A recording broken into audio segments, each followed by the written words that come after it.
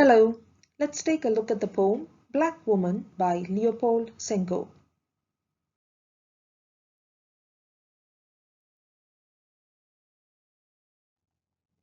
Leopold Senghor was a Senegalese poet and cultural leader who was also a prominent politician.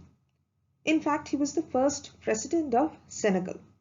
He was one of the intellectual architects behind the Negritude movement, and he believed in carving a distinct political identity for the Africans and wanted to rouse Black consciousness so as to engage in constructive dialogues. He was a multifaceted visionary whose ideals went a long way in creating a distinct Black identity. His major works include Shadow Songs that came out in 1945, Black Sacrifices in 1948, Songs for Night in 1949, Ethiopics in 1956, and Nocturnes in 1961. The poem Black Woman was first published in 1945. In the poem, Africa is personified as a Black woman, and the poet analyzes the various facets of womanhood. She is at times the sensuous lover and at times the caring maternal figure. The poet is determined to explore and comprehend the diverse aspects of his motherland. Africa is both a mystery and a source of enlightenment for the poet. The poem thus celebrates the beauty and identity of Africa. It is written in free verse and does not follow a regular stanzaic structure. Now let's take a look at the detailed analysis of the poem. Naked woman, black woman, clothed with your color which is life, with your form which is beauty. The poet visualizes the Black woman in all her splendor. She is naked and black, and this is a proud assertion of the Black identity. He hails black as the color of life. It is not a color that should be hidden or covered. The Africans have to celebrate their Black identity. The poet calls the Black woman beautiful. The poet is here lauding or celebrating the Black color.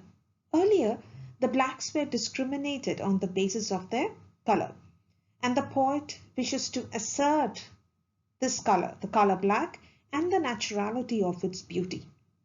It is without artifice, and the poet proclaims that the Blacks shouldn't be ashamed on account of their skin tone.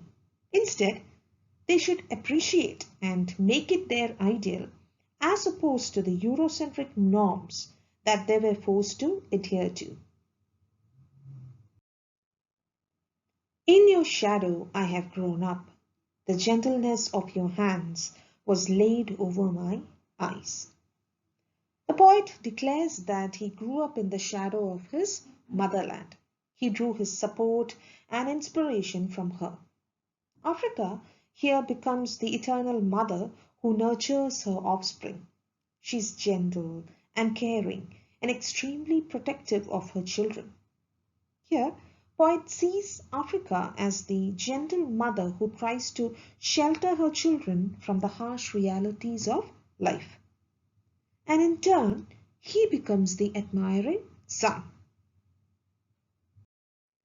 And now, high upon the sun-baked pass, at the heart of summer, at the heart of noon, I come upon you, my promised land, and your beauty strikes me to the heart like the flash of an eagle.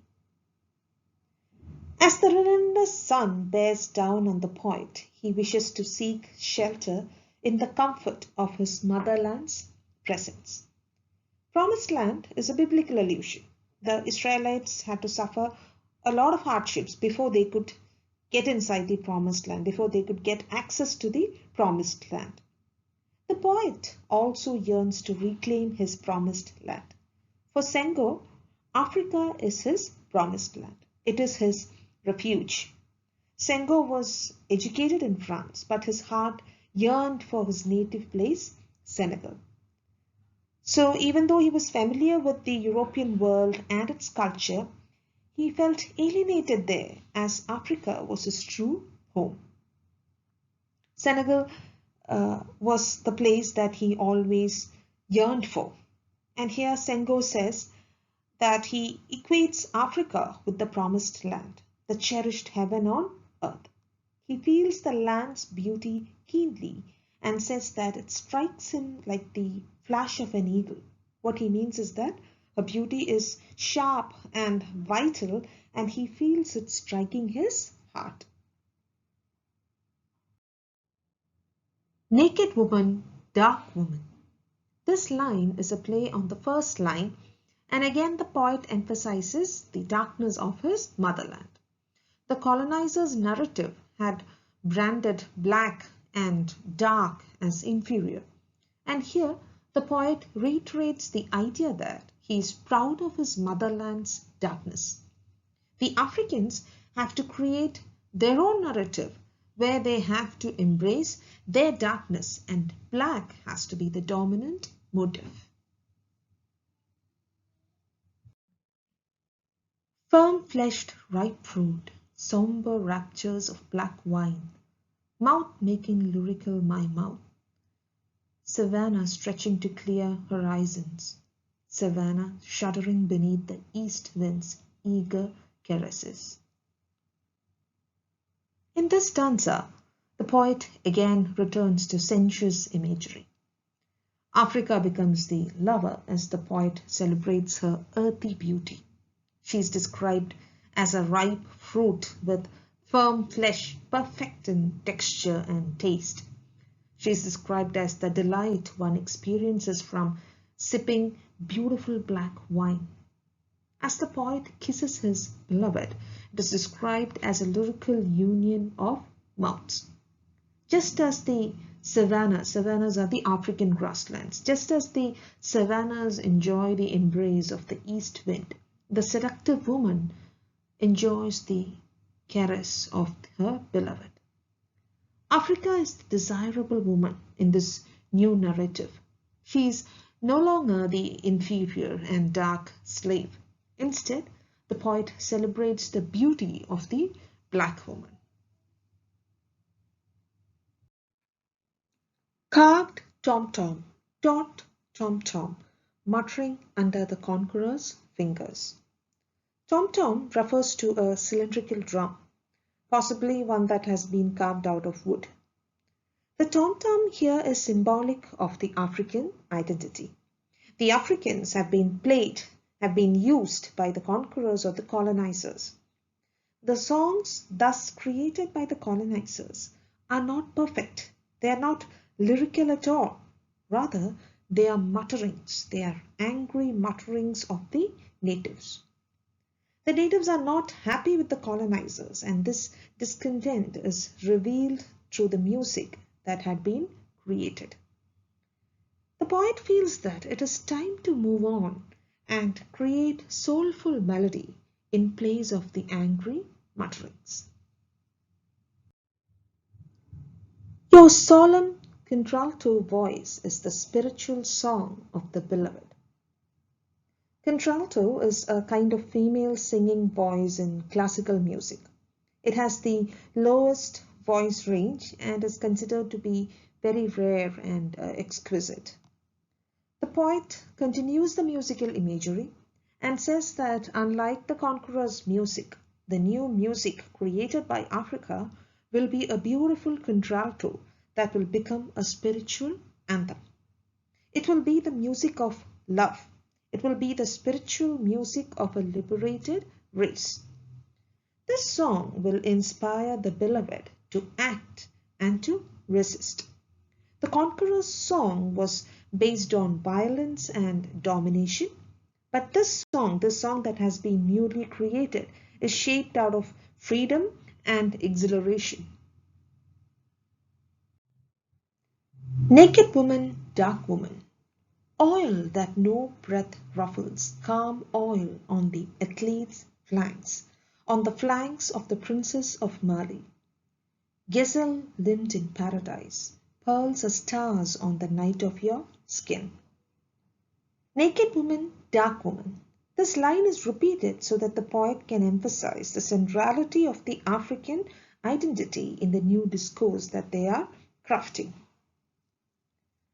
And then the poet extols the beauty of the black woman as something that is celestial, otherworldly. It is sleek like an oiled body. It is unique like the glossy body of royal princess.